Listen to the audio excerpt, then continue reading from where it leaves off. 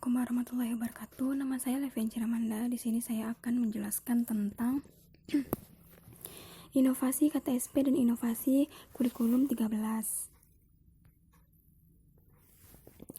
KTSP dalam pasal 1 ayat 15 tahun 2000 Standar Nasional Pendidikan dinyatakan bahwa KTSP adalah kurikulum operasional yang disusun oleh dan dilaksanakan di masing-masing satuan pendidikan.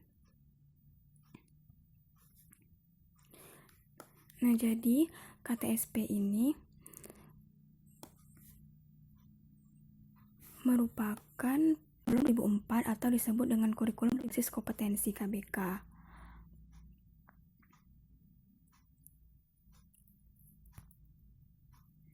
Selanjutnya itu adalah landasan pengembangan KTSP. Yang pertama, Undang-Undang Nomor 20 Tahun 2003 tentang Sisdiknas. Yang kedua, Peraturan Pemerintah Nomor 19 Tahun 2005 tentang Standar Nasional Pendidikan. Yang ketiga, Permendiknas Nomor 22 Tahun 2006 tentang Standar Isi. Yang keempat, Permendiknas Nomor 23 Tahun 2006 tentang Standar Kompetensi Kelulusan. Yang kelima, Permendiknas Nomor 24 Tahun 2006 tentang pelaksanaan Permendiknas Nomor 22 dan Nomor 23.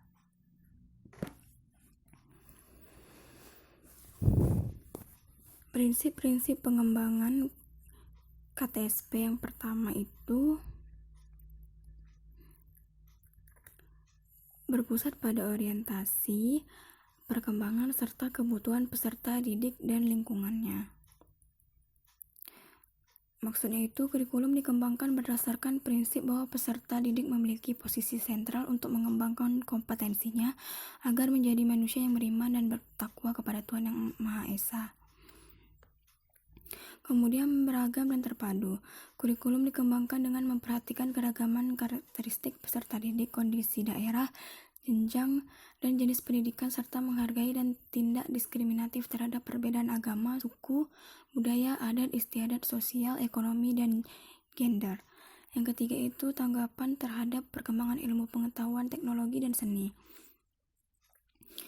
Kurikulum dikembangkan atas dasar kesadaran bahwa ilmu pengetahuan, teknologi, dan seni yang berkembang secara dinamis. Yang keempat, relevan dengan kebutuhan kehidupan. Pengembangan kurikulum dilakukan dengan melibatkan pemangku kepentingan untuk dengan kebutuhan hidup dan dunia kerja. Yang kelima, menyeluruh dan berkesinambungan. Substansi kurikulum mencakup keseluruhan dimensi, bidang kajian, kurikulum, dan mata pelajaran yang direncanakan dan disajikan secara berkesinambungan semua jenjang pendidikan sepanjang hayat. Kurikulum diarahkan kepada proses pengembangan pembudayaan dan pemberdayaan peserta didik yang berlangsung sepanjang hayat. Yang terakhir, seimbang antara kepentingan nasional dan kepentingan daerah. Kurikulum dikembangkan dengan memperhatikan kepentingan global, nasional, dan lokal untuk membangun kehidupan bermasyarakat, berbangsa, dan bernegara. Kemudian ada komponen pengembangan KTSP. Yang pertama, silabus dan rencana pelaksanaan pengajaran.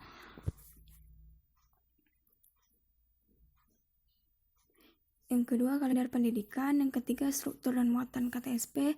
Yang terakhir, ada tujuan pendidikan tingkat kesatuan pendidikan.